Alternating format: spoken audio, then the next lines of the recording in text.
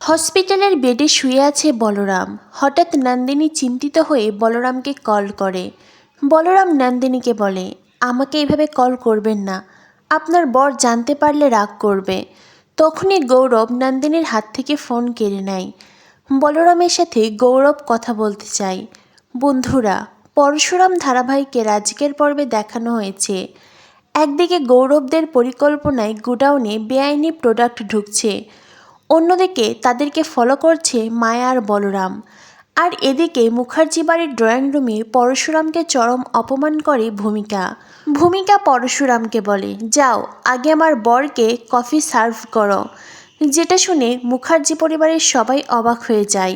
প্রাচী ভূমিকাকে বলে, বৌমণি তুমি হঠাৎ বদলে গেলে কেন?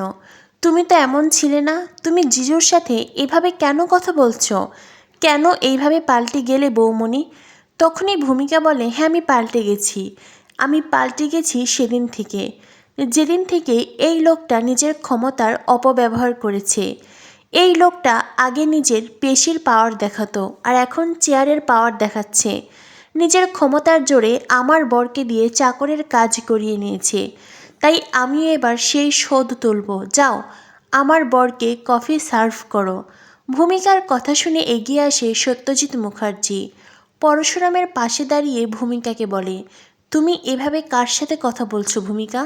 তোমার সাহস দেখে আমি অবাক হয়ে যাচ্ছি। তখনই পরশুরাম বলে, না বাবা, সব কিছু ঠিক আছে, আমি ওনাদের কথায় কিচ্ছু মনে করিনি। তবে জানেন তো, পরিবারের সবার সামনে একটা কথা বলছি, জুতো স্বর্ণের হলেও সেটাকে সবাই পায়ে পড়ে, আর টিপ 2 টাকার হলেও সেটাকে সবাই মাথায় রাখে। এই দেখুন না, আমি হতে পারি গরিব ঘরের সন্তান, হতে পারি আমি হয়তো আপনাদের ক্লাসের নই, তবে আমার যোগ্যতা আছে, আর সেটা দেখেই এই তো সত্যজিৎ মুখার্জি আমার শ্বশুর মশাই আমাকে মাথায় করে রেখেছেন। আর অন্যদিকে বাবিন মুখার্জি, যে কিনা সোনার চামচ মুখে দিয়ে জন্মেছে, এই পরিবারে বেড়ে উঠেছে, কিন্তু দেখুন সত্যজিৎ মুখার্জি তাকে পায়ে রেখেছে ঠিক জুতোর মতো। এটা শুনে ভূমিকা বলে, শিবপ্রসাদ। পরশুরাম বলে, যা বলছি একদম ঠিক বলছি। আর বাবা, আপনি এসব কথায় একদম কান দেবেন না। আসলে কি বলুন তো, বৌমণি বুঝে গেছে যে ওনার বর অযোগ্য, আর অযোগ্য ব্যক্তি চেয়ারে বসেছিল, তাই ওনার এখন আমার প্রতি হিংসা হচ্ছে। আর সেই হিংসার রাগ থেকেই উনি কথাগুলো বলেছেন, আমি কিচ্ছু মনে করিনি। এরপরেই ভূমিকা পরশুরামকে বলে, তো এখন যাও রান্নাঘরে গিয়ে রান্না করো। পরশুরাম বলে, হ্যাঁ যাবো তো, রান্নাঘরে গিয়ে আমি রান্না করব। তখনই সত্যজিৎ মুখার্জি বলে, কেন বাবা, তুমি কেন যাবে? বাড়িতে তো মেয়ে আছে। পরশুরাম বলে, তাতে কি হয়েছে বাবা, নতুন জামাই যখন আমার হাতে রান্না খেতে চেয়েছে তো আমি রান্না করে খাওয়াবো, আমার এতে কোনো আপত্তি নেই। সত্যজিৎ মুখার্জি বলে, ঠিক আছে, তুমি যখন রান্নাঘরে যাবে তো চলো, আমিও তোমার সাথে যাব। তখনই তটিনীর মা বলে, তুমি যাবে রান্নাঘরে? তুমি কি কখনো রান্না করেছো নাকি? সত্যজিৎ মুখার্জি বলে, আমি হয়তো রান্না করতে পারবো না, তবে সবজি কেটে দিতে পারবো। কি বলো জামাই? পরশুরাম বলে, হ্যাঁ চলুন। এরপরেই দুজন মিলে রান্নাঘরে যায়।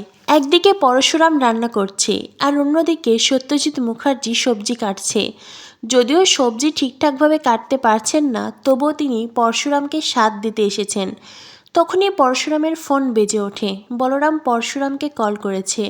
বলরাম পরশুরামকে বলে, এদিকে তো এরা গুডাউনে মাল ঢুকাচ্ছে, এখন কি করব? তটিনী তো এখন এলো না, তবে আমরাই কি মিশন শুরু করব? তখনই পরশুরাম বলে, না, তটিনী সঠিক সময়ে ঠিক পৌঁছে যাবে, এই নিয়ে একদম চিন্তা করিস না। এরপরেই পরশুরাম সত্যজিৎ মুখার্জিকে বলে, আপনি কি করছেন? সবজিগুলো তো ঠিক করে কাটতেই পারছেন না।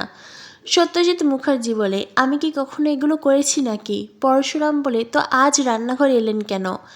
সত্যজিৎ মুখার্জি বলে, ওরা তোমাকে বাড়ির চাকর বানাতে চাইছে, আর আমি তোমাকে আমার সন্তান বানাতে চাইছি বাবা, তাই তোমার পাশে দাঁড়াতেই আমি রান্নাঘরে এসেছি। যে এই কথাগুলো শুনে পরশুরাম অবাক হয়ে যায়। অন্যদিকে তটিনী ঘর থেকে বেরোনোর আগে তার মায়ের আশীর্বাদ নেয়, আর তারপরেই সে তার মিশনের উদ্দেশ্যে বেরিয়ে পড়ে। আর এদিকে প্রাচী আসে তটিনীর মায়ের কাছে।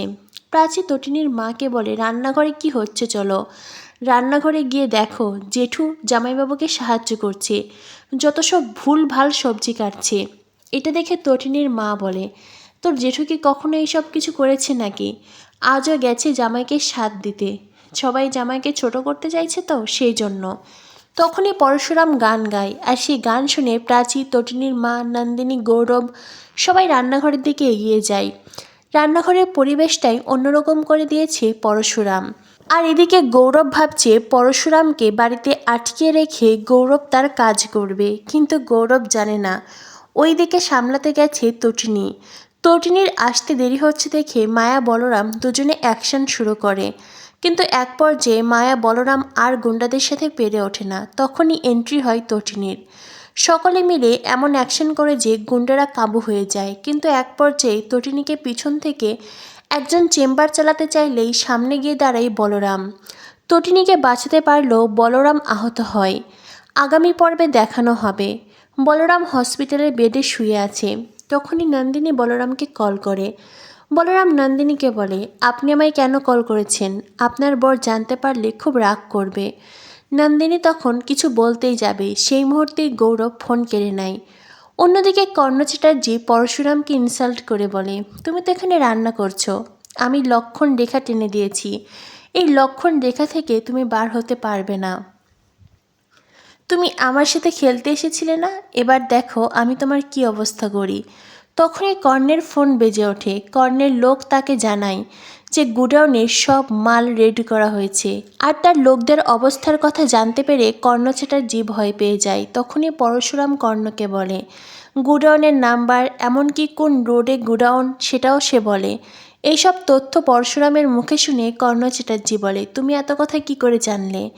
তখনই পরশুরাম কর্ণকে বলে, আপনি তো আমার সাথে খেলতে এসেছিলেন তাই না, কিন্তু এই ঘুড়ির সুতো যে আমার হাতে। তো বন্ধুরা বুঝতেই পারছো, নন্দিনীকে বিয়ে করে পরশুরামকে জব্দ করতে চেয়েছিল গৌরব, কর্ণ চ্যাটার্জিরা, কিন্তু শেষ অবধি পরশুরামই কর্ণ চ্যাটার্জি গৌরবদের নিয়ে খেলছে, আর এই খেলার সুতো আছে পরশুরামের হাতে। তো বন্ধুরা, কি হতে চলেছে পরশুরাম ধারাবাহিকের পরবর্তী আপডেট পেতে আমাদের সাথেই থেকো। ধন্যবাদ সবাইকে।